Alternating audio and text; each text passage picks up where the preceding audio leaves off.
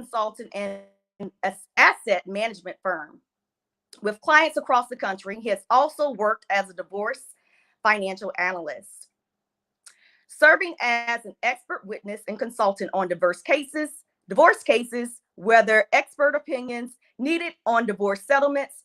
He is also a former contributing financial writer for both Perspective Magazine and Women in Excellence Magazine.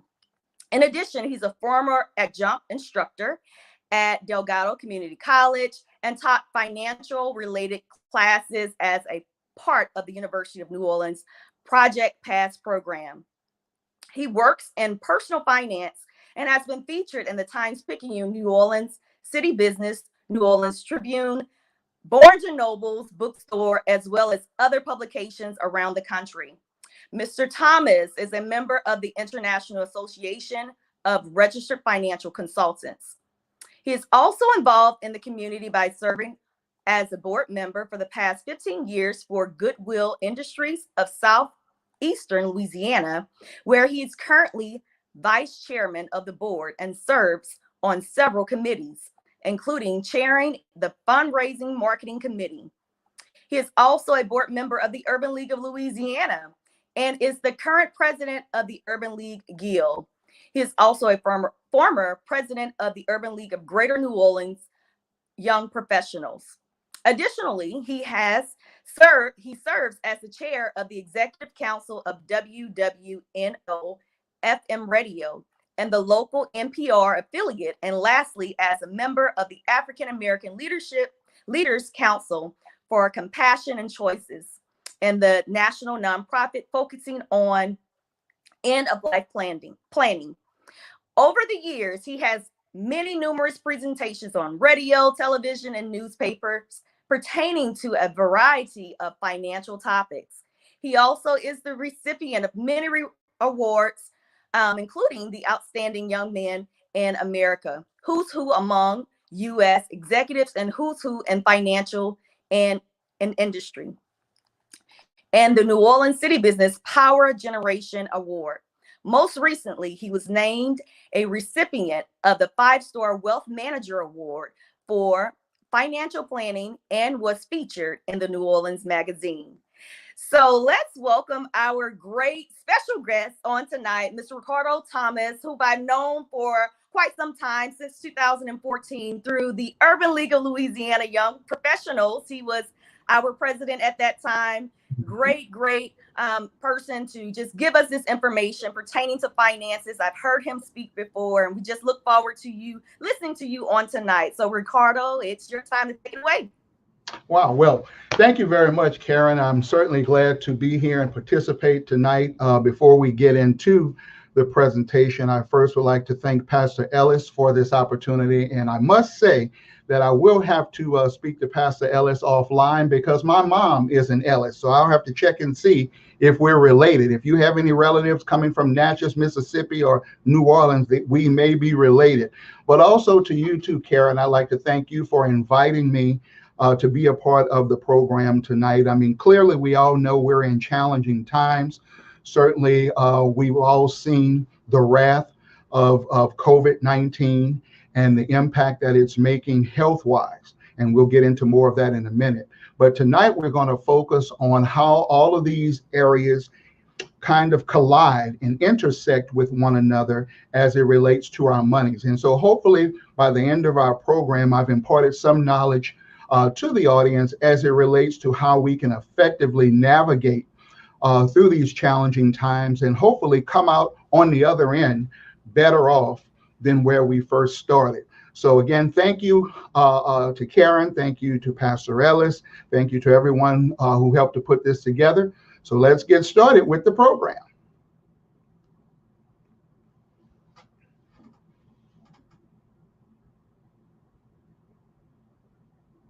Okay, and we can move it forward. All right, pass that one. All righty. So again, when preparing for tonight, I thought it was important that we start with this here. And for some of us, this is a given. And recognizing that COVID is real. COVID is making an impact And we all know that disproportionately, COVID has been affecting communities of color. And again, also we know that this is not a United States type of thing, but this is something that's going on worldwide. So recognizing that this is a health epidemic, we must also realize that there are financial implications of it. Now, unfortunately, as great as technology is, it doesn't permit me to see the audience here tonight. But I always like to ask a few questions of the audience, and there will be some time later on for Q&A, but also for some input and feedback in other parts of the presentation. But the question I want to ask of you is, for those of you who were here in Louisiana, let's roll the clock back for 15 years, back to not so great time that we called Hurricane Katrina. And for those of you who may have lived in New Orleans proper or the metro area, we know the devastation that Hurricane Katrina created for the area, how it impacted our homes, where it made a lot of us literally homeless and having to relocate. And we know that's a fact. We saw it all on CNN. We saw it on stations literally all across the world. But when the cameras went away, when it was not the topic of the moment anymore, those of us who still had to be here and try to navigate through also had to deal with the financial impact of Hurricane Katrina. And I thought I would start with that because that's a point of reference that we all, or most of us, can relate to as to not only the physical impact, but also the financial ramifications. And I mean, the reality is anyone who's come down to New Orleans anytime here lately will realize that there are certain parts of New Orleans that 15 years later still looks like Hurricane Katrina happened last week or even yesterday. You know, so the recovery process is still going on. And I bring that up as a point to say that as we're dealing with COVID-19, and certainly it's great that this week that we have these vaccines that are starting to be rolled out. And hopefully this is signaling the beginning of the end as it relates to us getting back to normal, whatever that will mean coming out of COVID. But we're also having to deal with, and we're going to talk about some of this, what are the financial ramifications of this pandemic. And just like we realize that COVID has disproportionately affected communities of color from that standpoint, from a health perspective, we're also realizing, and that's going to be the focus of our conversation tonight, how it's disproportionately affecting our finances. Okay, so we'll move on from there. So for most of us now, we're at home. There's not a lot of places to go. Certainly not a lot of places you want to go in this current time. So it has given many of us an opportunity to do some self-reflection or evaluation of how we spend our money. Okay? So I pose this first question to you. Since you've been home, because there's not a lot of extracurriculars to do and so forth, my question is, have you run the numbers? Have you looked at your budget? And you see on the screen here, I have a few of the items outlined. You know, have you actually put pen to paper to look at how much you actually spend on the home? And certainly the big ticket items are usually the easiest ones to remember and write down and so forth, like the house note or the car note, or possibly the property tax bill, which we're at that time of year that if you haven't gotten your bill yet, it's on its way. But those are the easy ones to write down. But have you run the numbers to see exactly how much money it takes to run your household on a monthly basis? Okay? Particularly now, and I know for a lot of folks, well, a couple of things. Number one, we shouldn't be spending as much on gas these days because there's not too many places to go. Okay, but those savings in gas possibly could have been eaten up, no pun intended, by spending more money in the food area because we're staying at home. So that's the first thing. That's the foundation. Because if we're talking about navigating through this from a financial standpoint successfully, we need to know, we need a realistic picture of where we are. Put pen to paper, and we'll talk about technology a little bit later on, but we should know where our dollars are going. Okay? And that being said, one of the seeds I want to plant in your mind as we're going through this, and particularly as we're talking about navigating through this COVID crisis and so forth, one of the things that came back to my mind was what Grandma used to say. You know, make sure you save something for a rainy day. We never know when trouble's going to come, especially from a financial standpoint, and you want to have something set aside to kind of bridge the gap, if you will. And that's why I kind of reference Hurricane Katrina as a starting point, and now bringing it to here, because we realize, I mean, we all live in Hurricane Alley, or many of us do, and we know that that hurricane season is an annual thing that we need to be prepared for, that at some point we may have to evacuate our homes for 3 or 4 days, and you need funds to do that. Well, here it is this time. We're not talking about an impact for 3 or 4 days. We're coming up on 9 months now, and we're looking at going well into 2021. The thing is, have we had any reserves to set aside to help us? Now, naturally, for most experts will tell you that a good rule of thumb as far as an emergency fund is concerned is to have 3 to 6 months of your monthly expenses set aside in a very liquid account, like a savings account or money market that's easily accessible for emergency purposes. And I stress, for emergency purposes. So once we come out of COVID, and perhaps you've saved up some monies here because we're not able to travel and do all the things that we're accustomed to doing, going on our first vacation to Hawaii is not considered an emergency.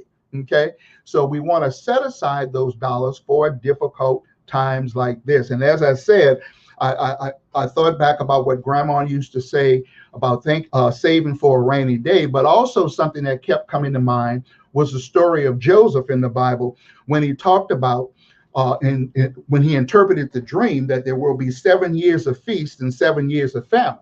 So while times are good, we need to put the extras in the storehouse, because we know the difficult days are coming. We know that's just a part of life. And so when those difficult days come, if we've set aside the excess when things were good, we will be able to get through the storm. So keep that in mind, because I'm going to go back and reference that. So remember, it starts with running the numbers, doing your budget, and hopefully this change in lifestyle for us has netted you some gains. I know in talking to a lot of people, and certainly in talking to a number of my clients, they've realized now, by putting pen to paper and tracking how much money they spend, or more importantly right now, how much money they've been able to save by being at home, not having to go to work.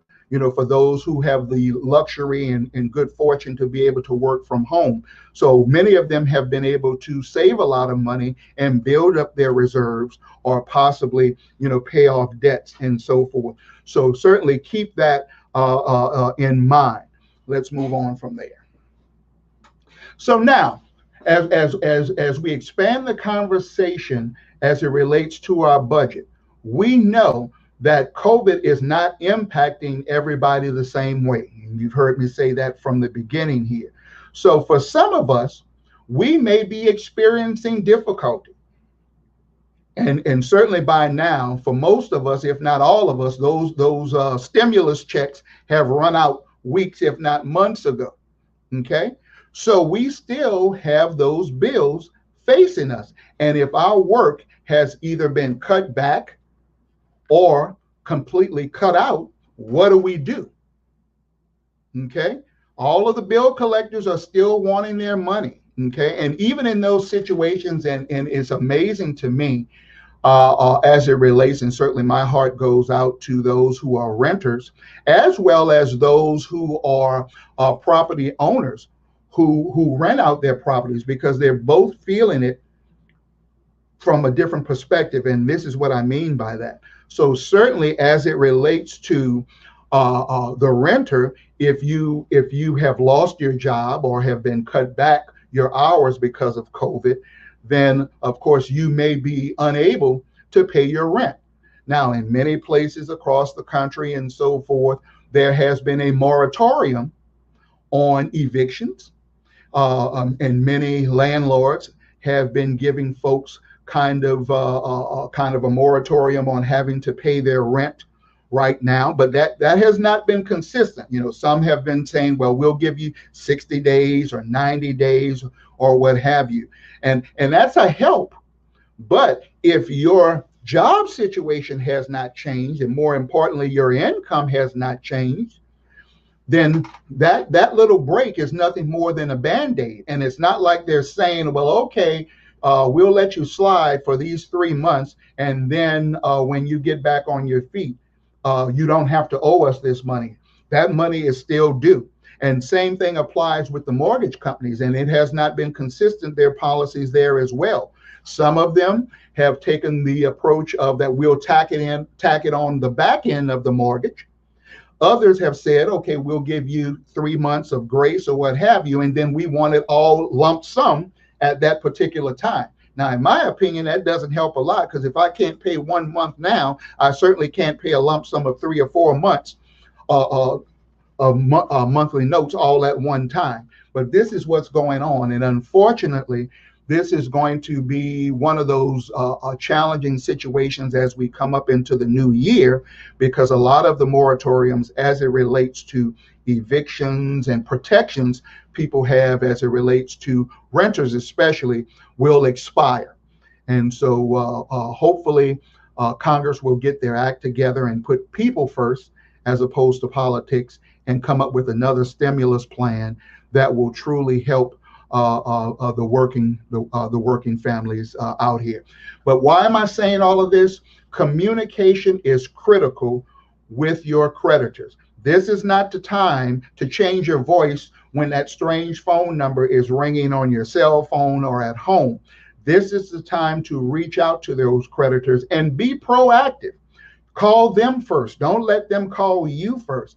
And obviously, we're all in the same boat here in dealing with this, and everyone realizes now that, you know, COVID is a real thing, and that there are impacts, you know, with this financially, health-wise, and so forth. So talk to them. Many of the creditors, especially credit card companies, have programs that will provide you assistance, but you never know if you don't ask or inquire, you know, about it. So definitely be proactive. Talk to them, see what type of relief that they can possibly provide to you, because if you do not and choose to ignore it, then when we do get back to a life of quote unquote normalcy, then you'll have to contend with trying to repair your credit and the damage as it relates to what happened during the COVID crisis. So please be proactive, step up, and talk to your creditors and document it. Let me say this too before we move on.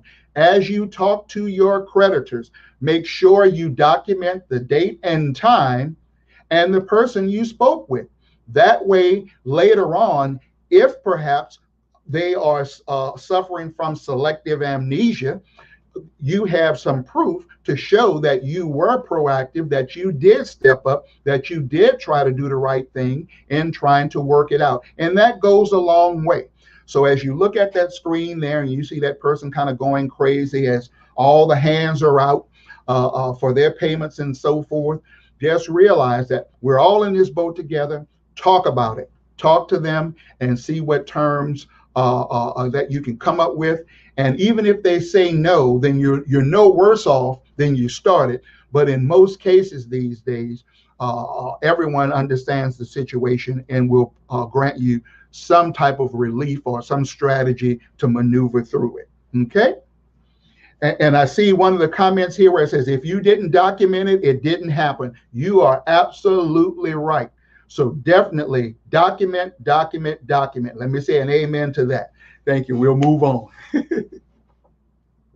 So now, as much as we all admit and realize that this is a challenging time on so many levels, I want to pose this question to you. Are you seizing the moment? And you may be saying to yourself, what in the world is he talking about? Seizing what moment? You know, things are tough right now. This is true. But at the same time, difficult times also can create windows of opportunities. Again, that reminds me back of the situation with Joseph when he was thrown into jail. And he could have thought at that time that, oh, this is the end for me. But we all know the story and what happened with him, and he was lifted up. Well, the same thing here, as I mentioned a few minutes ago with the budget. This could be the opportunity for you to sit down with the family and look at it and do an evaluation of how you are spending your money. And it's so easy for dollars to get away from us now with these little plastic that we have, debits and credit cards and so forth. And I give you this challenge here, and maybe someone will comment. I challenge you to take $100 bill and keep it in your wallet and purse. You can keep it there for weeks, if not months. Break it into 520s and it'll be gone before you know it. If anybody can attest to that, you can comment to it. All right. So what do I mean by seizing the moment? And I'll go back to reference Hurricane Katrina and then bring it forward. Now, some of you may recall that there were many folks saying that New Orleans will never return after Hurricane Katrina. They'll never rebuild. Now, we all know that was not the truth. But the reality is, while they were saying that, literally, there were a lot of folks who were coming to New Orleans and buying up our properties for pennies on the dollar. They seized the moment because what? They had monies in the rainy day fund. They had money set aside for opportunities. So when troubled days came, they were able to go out and take advantage of those opportunities. And so I'm saying the same thing to you now, that if your financial house is in order, coming out of this COVID situation will create many of those same types of opportunities. When we get into the new year, okay, and we start to really experience the full financial weight of what COVID has done, we're going to see a lot of transactions going on. We're going to certainly see it in the real estate space. You know, we're going to see it in the business space and so forth. So the question is, are you seizing the moment? Are you now taking advantage of this time at home that perhaps if you have to do some credit repair, that you're trying to take care of that now? If you have to try to build up your reserves, that you're doing that now. If you haven't had much experience with investing, are you trying to become more financially literate? And we're definitely going to talk about that in a moment. Or are you getting yourself geared up to understand that more? Or are you exploring on your job or looking at your documents and statements as it relates to your retirement account? Are you properly invested? Do you have enough? Do you even know what your retirement price tag is? This is the time to seize the moment. And I just wanted to mention a few of the things that you can be working on right now while we have this additional time. Don't let the time slip by and say, oh, I wish I had, coulda, woulda, shoulda, you know, and all of those things like that. Seize the moment. Explore those opportunities, because we know life always has its ups and downs. And when those opportunities come, we want to be in a position to take advantage of that. Okay? Moving on.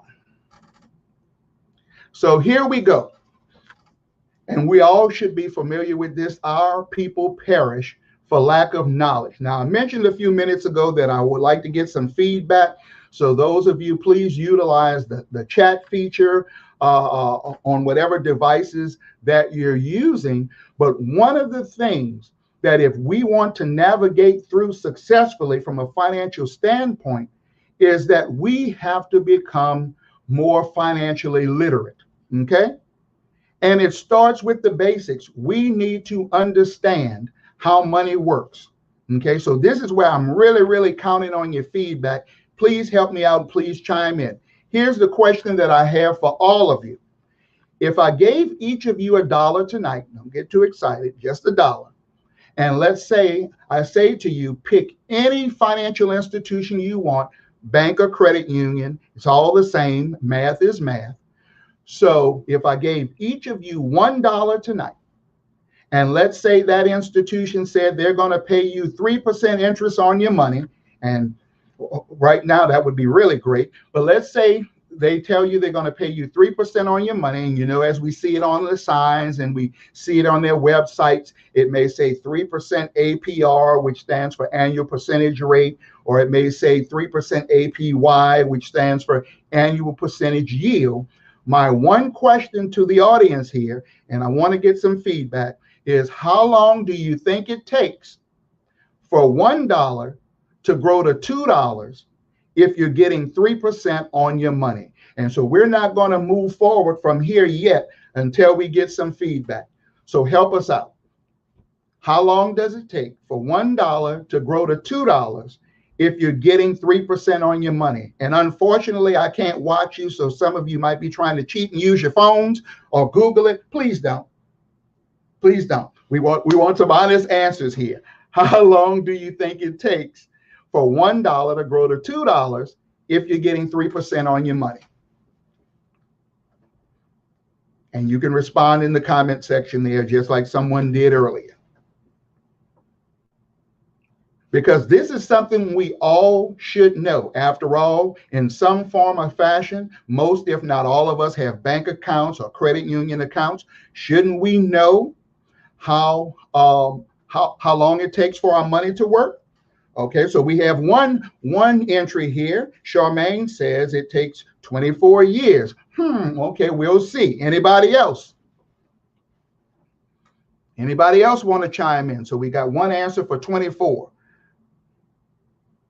Okay, Charmaine said no, 36 years. Sounds like Charmaine's trying to calculate it on her phone or calculator. Okay. All right, so she said 36 years. Does that sound right, y'all? 36 years or 24 years for $1 to grow to $2? Come on, y'all, chime in. Anybody else? How long do you think that it takes for $1 to grow to $2 if you're getting 3% on your money? I'll give it a few more seconds.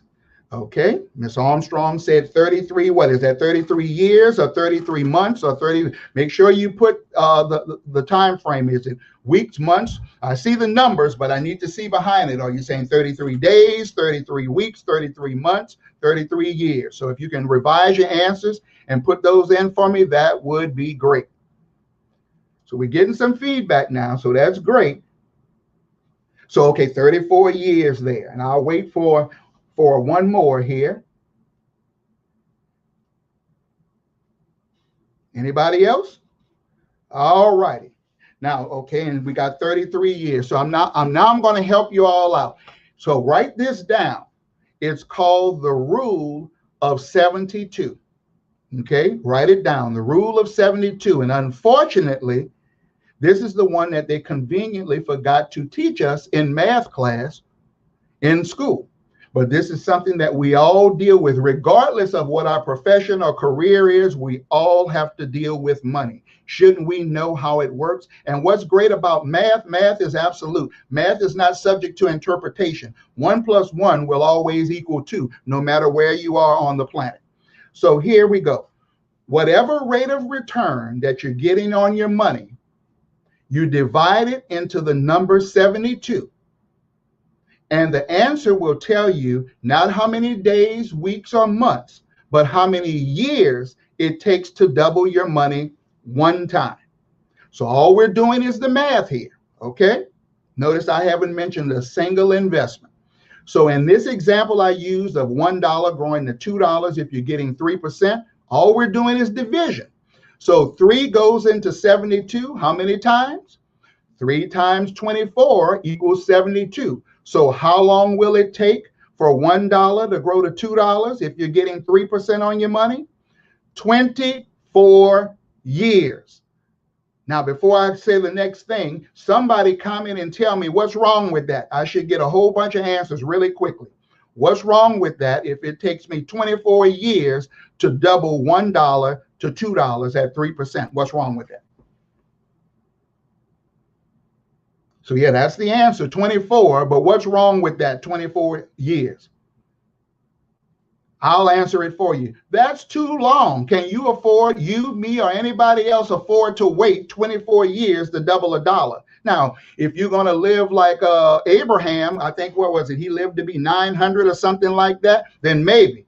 But for the rest of us, we can't afford to wait that long. And let me stress this. Yeah, thank you, Janelle. Yes, it is a long time, but that's the facts. That's the math. Okay. So now here is the thing. That's been consistent across the board, but yet we're bringing our money to them. Now, notice in our example, I used 3%. Okay. But are the banks even paying 3% right now? And we all know the answer to that. Many of them are paying less than 1%. So now let's do the math again. Let's say your bank is paying you 1%. And by the way, it doesn't matter the amount of money, it's the amount of the return. So even if it was $1 million getting 3%, it still would take 24 years because it's the math, not the amount of money. Okay, so make sure you understand that, because sometimes folks will say, oh, it's a bigger amount of money, so it's going to grow faster. It's not about the amount of money, it's about the amount of the return. So now, as we update our example here, and let's go to the next slide. As we update our example here to 1%, and that's it there, the rule of 72, and you'll see a couple of examples that I'll reference in a minute.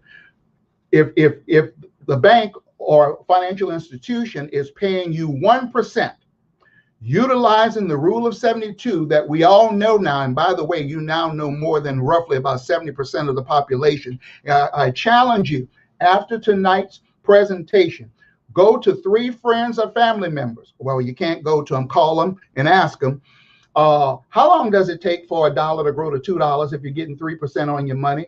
Watch how many answers that you get.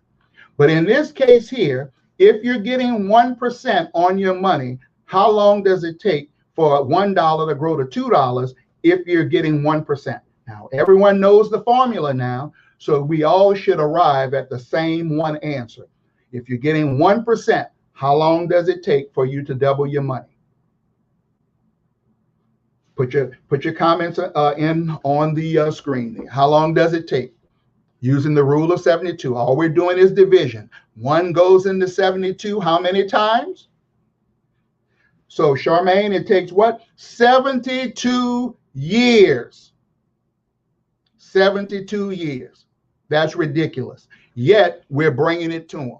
Why? Because we have not understood how money works. Now, what you see on the screen is a comparison here, and I wanted to put this up to show you why it's so important to get a better return. In this example, we see that everyone started with $10,000, right? And you see one person there put their $10,000 in an account getting 1.5%. The next person put their money in an account that was making 3% or averaging 3%. The next example or next column shows a 6% return, and the last column shows a 12% return. And we're starting with at the same time, with the same amount of money, and we're ending at the same time, which this graph is showing what, 48 years. So what the point we're trying to get at here is the difference between 1.5% and 3% is not just 1.5%, or the difference between 3% and 6%. Oh, that's just the double, because we're talking about compound interest. So look at the chart. Look at the fact that we're all starting with the same amount, starting at the same time, but each column represents a different average rate of return over the time period. And when we get to year 48, okay, notice the vast difference in the end result, okay? Now, and I'm going somewhere with this. Remember, I was talking about earlier about seizing the moment and reviewing your budget and looking at what you have set aside for retirement. So think about your 401k, or think about your CD, or whatever else you may have in your investment portfolio, and look at those average returns. We're not talking about 1 year periods. We're talking about historical average over time. And let's say here, and look at the difference, the vast difference in the end result. In the case of 1.5%, we started with $10,000. 48 years later, you have what? $20,000. Now, question is this: how far and how long can you live on $10,000 today, much less 48 years from now? Okay, so the next person went and said, okay, I found a place where I can get 3%. Notice the difference between 1.5% and 3% is more than 1.5%. You see that there.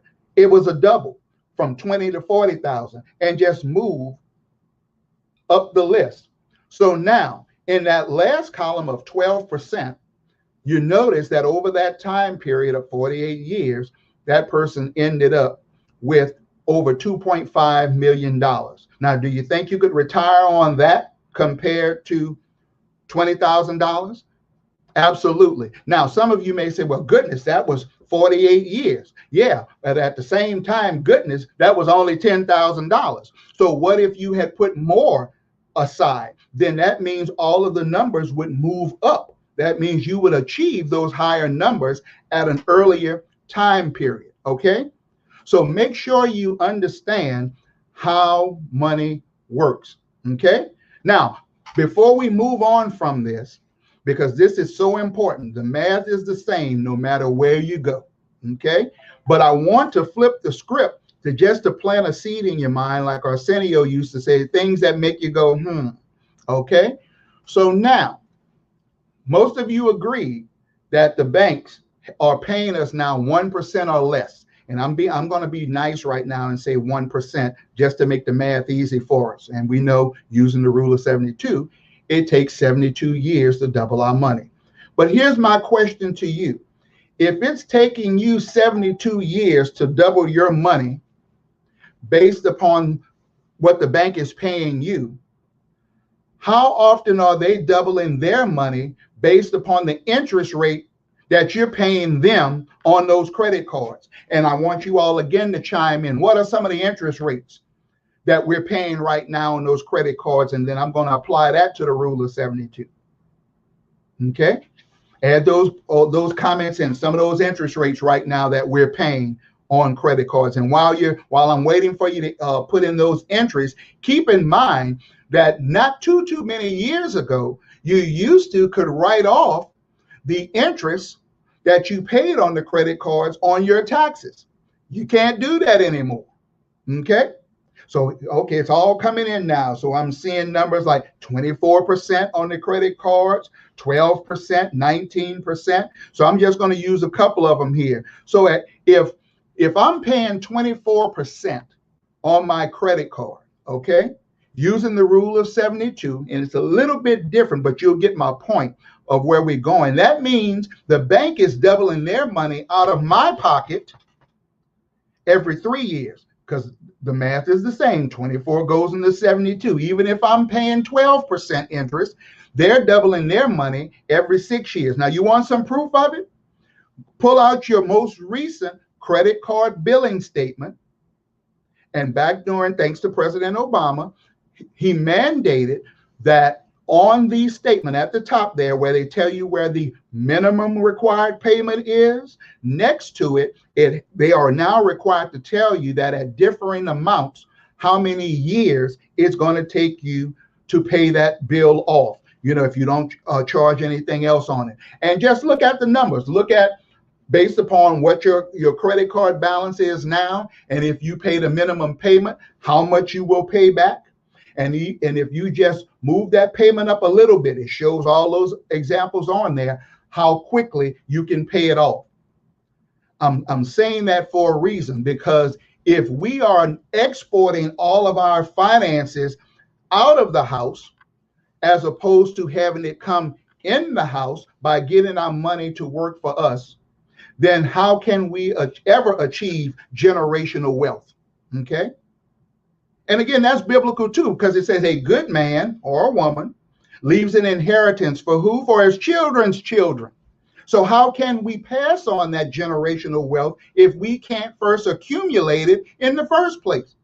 And we can't accumulate it in the first place if we don't know how money works, or if we have the wrong expectations of the vehicles. I can't get mad at a CD paying me 1% if that's all it's designed to do. And by the way, that's not an investment.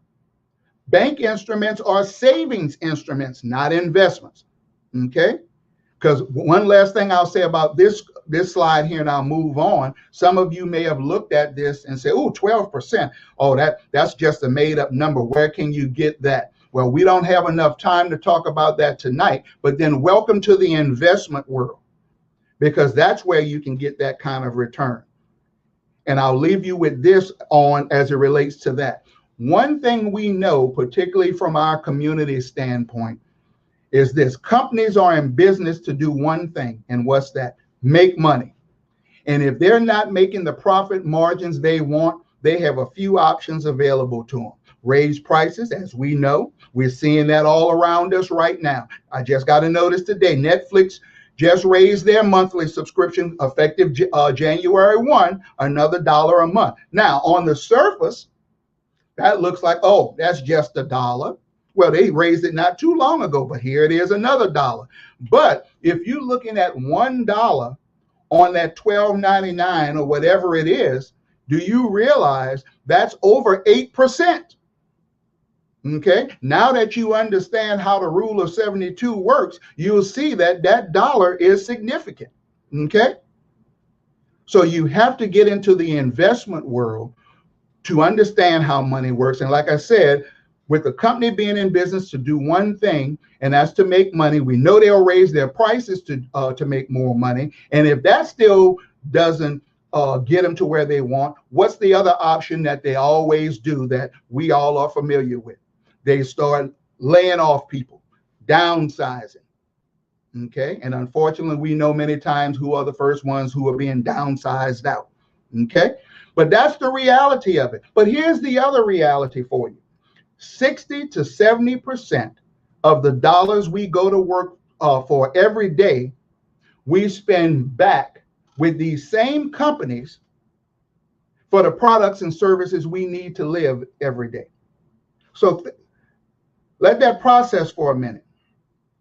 So if the majority of my money that I work for every day is going back to Walmart every week when I make groceries, or Exxon, or Shell when I fill up my tank, or Macy's when I'm shopping for clothes or whatever, then why should I be afraid to own a part of the companies that my very existence keeps in business?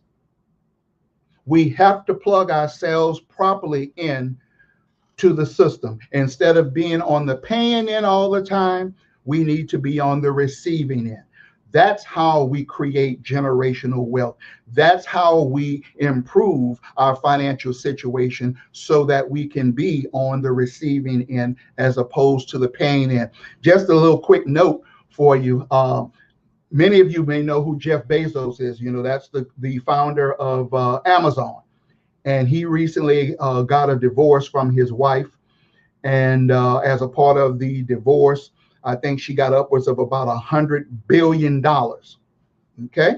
Now, why am I saying this? And this is all public news now, so you can Google it. In the last month alone, she has given away over $4 billion. And some of that money has come right here to New Orleans. You can look it up. She just gave $5 million to one of our HBCUs, Dillard University. She also, a few months ago, gave a truckload of money to Xavier University. She gave money to the United Way and so forth. Now, that's some generational wealth. Now, I'm not saying we all need to be billionaires and millionaires and all, because guess what? Let's be real. Many of us are finding it a challenge to be thousandaires.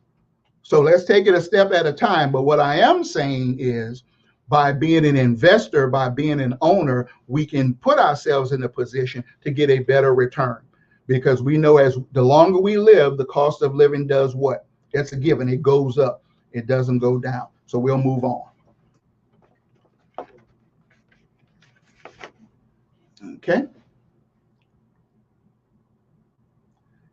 And our next slide. All right. Embracing technology. Here we go. And sometimes this can be a sticking point, for a lot of folks. We are all creatures of habit.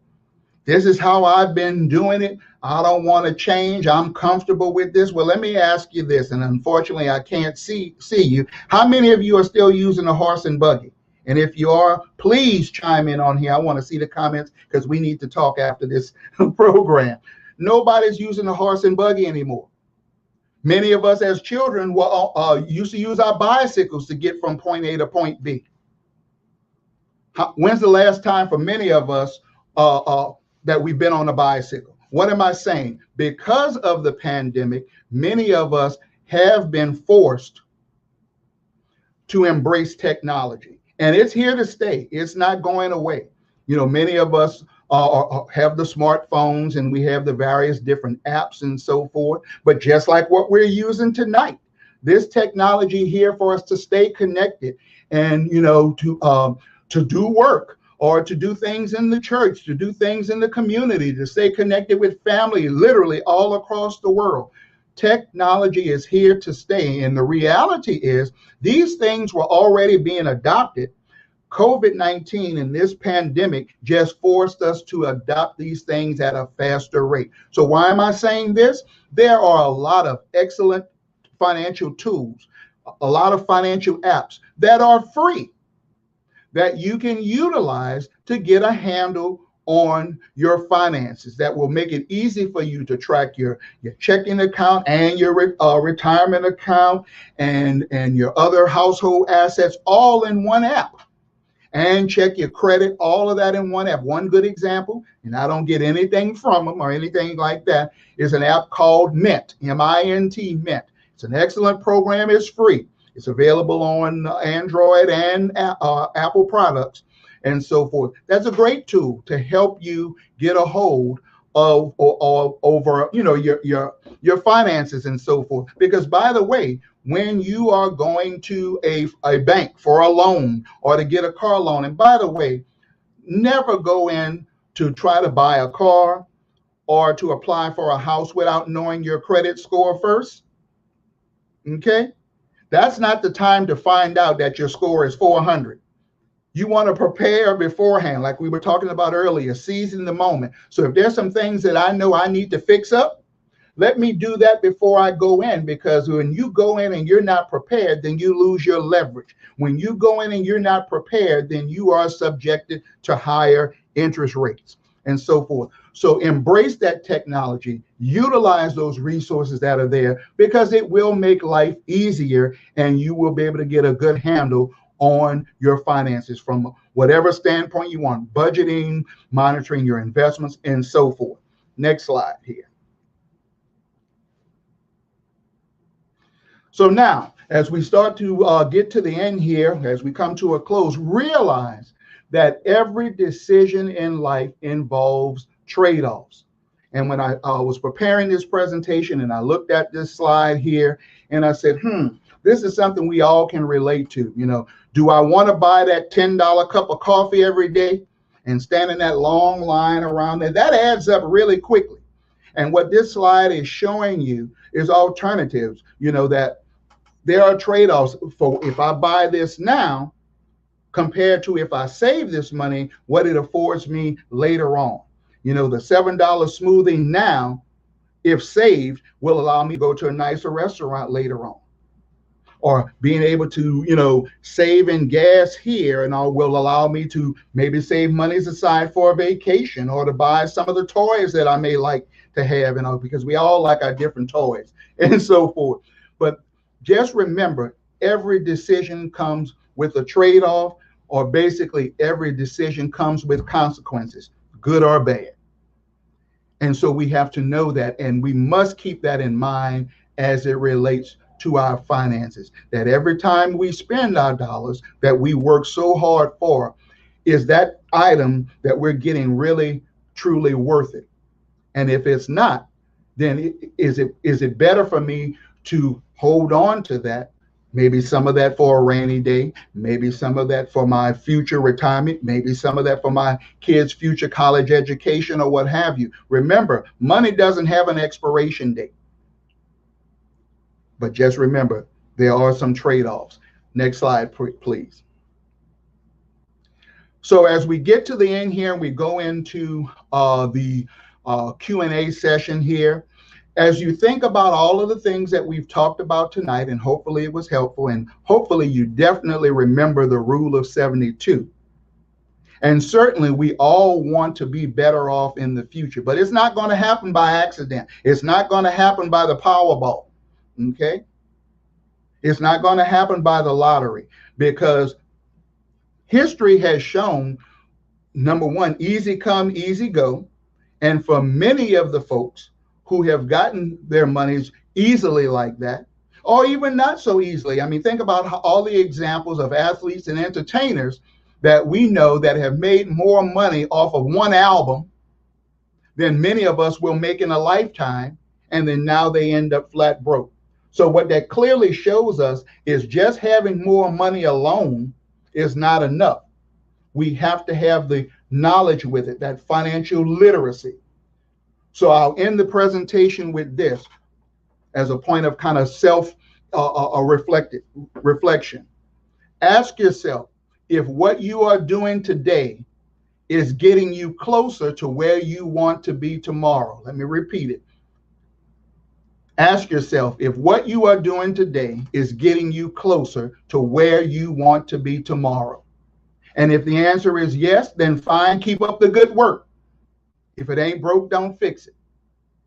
But if the answer is no, then what do I need to do differently in order to get a different result? Because we all know that saying, what's the definition of insanity? Keep doing the same thing and expecting a different result. So with that, I thank you for your time and attention. Thank you for all the participants who chimed in with their feedback. And now I guess we'll bring Karen back in as it relates to any possible questions that any of the attendees may have. Yes, awesome job, Ricardo. I was in the background just giggling. I was like, oh, this is great.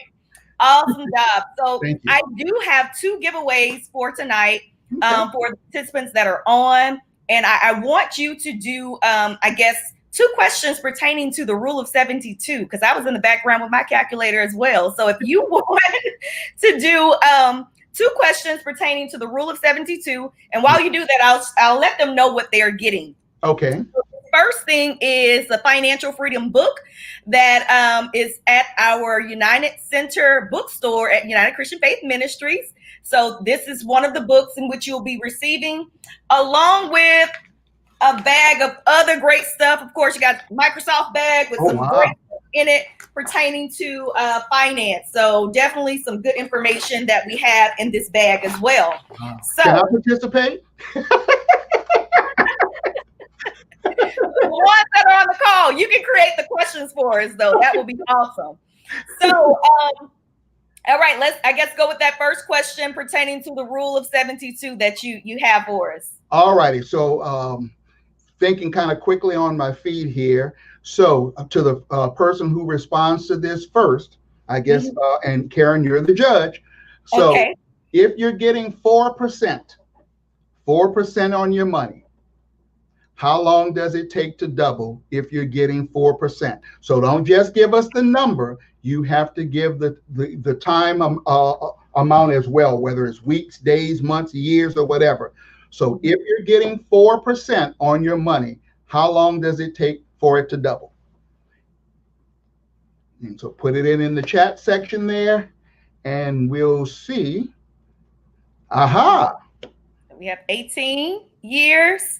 And that is the correct answer. All right. 18 years. If you're getting 4% on your money, it takes 18 years to double your money.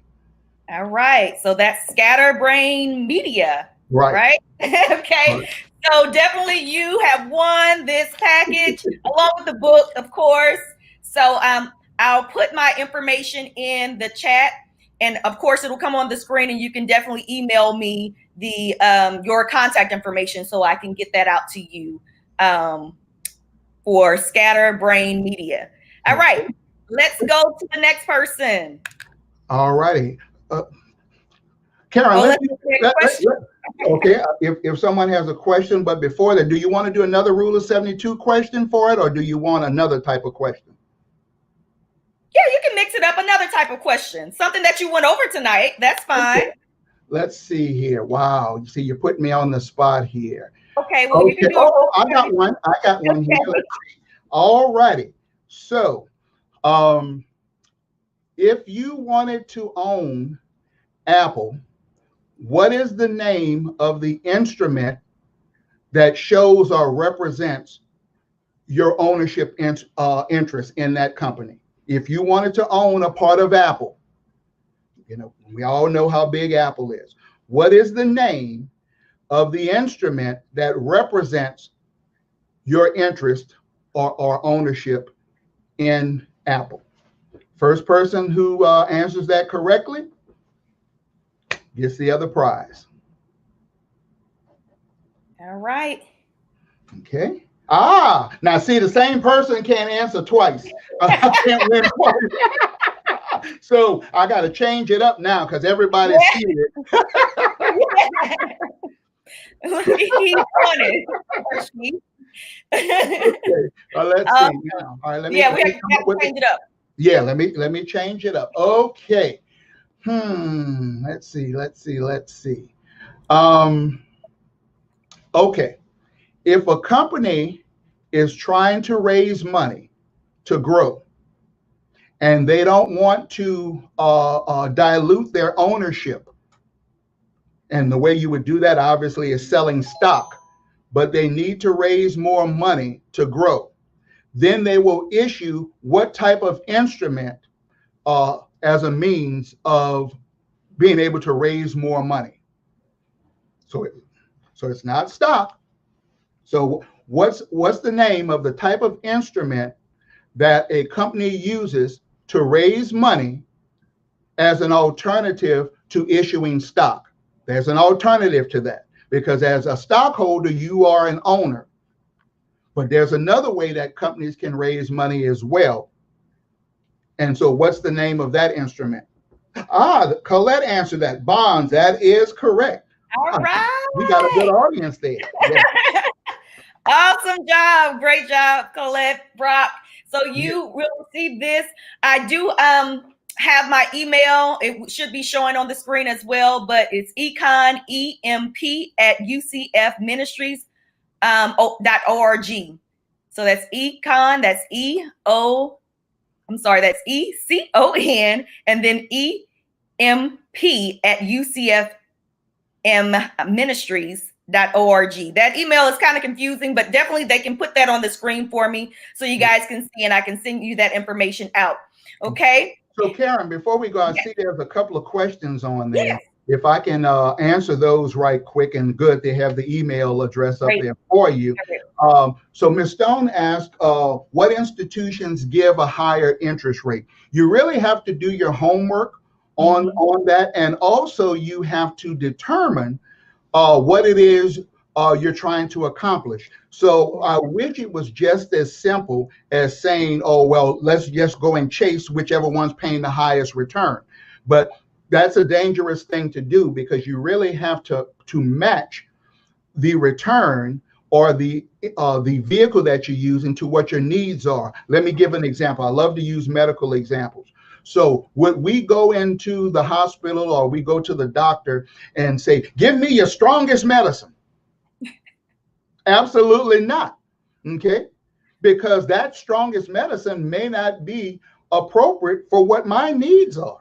Okay. I say all the time, penicillin is a great medicine, but I know some people who are allergic to penicillin. Not only that, penicillin is not the solution to everything. If it was, we wouldn't be in the pandemic now. Everybody would have penicillin and we all would be fine. So you really have to match up what you invest in or where you place your money based upon what your needs are. So if it's for short term where you know you're going to need the money next month to pay bills or your emergency fund, the trade-off is you're not going to get a lot of return because you need liquidity, you need quick access. But when you know it's money that you can afford to set aside for a 5 to 6 year period or longer, like your retirement fund or your kids' college education fund or whatever other needs you may have for longer down the road, that's where you can then start to do the homework to find the appropriate vehicles, that may be appropriate for you. And don't be afraid to seek professional advice. Okay. I hope none of you go online to do it yourself heart surgeries. Yeah, you might save a few bucks, but the money you save, you can use that for your funeral. Pay the experts to get professional results. So that was one question there. And I believe there was another one. Let me see if I can find it. Let's see. I thought there was another one there. And so I'll respond from this. And when I mentioned about the other instrument that companies use to raise money and so forth, if a company is looking to expand, or and let's break it down to an example that we all can relate to. If Karen and I were looking to start a business, and you're welcome, Ms. Stone, we were looking to start a business and we didn't have enough capital of our own to fund it, then what would we do? We would go to the bank and make a loan. Okay? Well, that's essentially what a bond is. When you hold a bond, whether it's a U.S. savings bond, whether it's a treasury bond, or whether it's a corporate bond, basically you are now the lender and you are allowing them to use your money and they pay you interest until they pay you back for the bond. Okay? So that's what that is. So stock is ownership, bonds is lendership. Okay? So that's the two sides of the coin there. So that's how companies try to raise money in order to expand or, more locations or what have you. They either issue more stock or they may issue bonds. Now, for municipalities, and this is something we all know and deal with, municipalities can't issue stock, but they issue bonds all the time. State of Louisiana, the different cities and so forth. That's how they raise money. And you know how they're able to pay off those bonds for folks who invest in them? With those taxes that we pay, whether it's sales tax, property tax, or what have you. That's how it's done. So hopefully that helps to clear that up a little bit. And Karen, I'll turn it back over to you. I don't know if you want to do one more question or not, but I'm here. That was it. Definitely, I enjoyed this session. Ricardo, thank you so much. And thank you for answering those questions for them as well.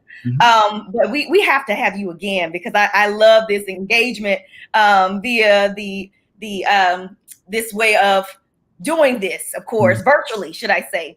So thank you once again, and also to the audience that participated on tonight. I hope we learned something pertaining to the rule of 72, the stocks and bonds, the ownership bond. Of course, you're the lender of it. It's the lendership for it. So definitely great information that was shared on tonight. We appreciate you for coming in or virtually coming in to our space and teaching us some more pertaining to our money and, of course, how to handle those things through the pandemic as well.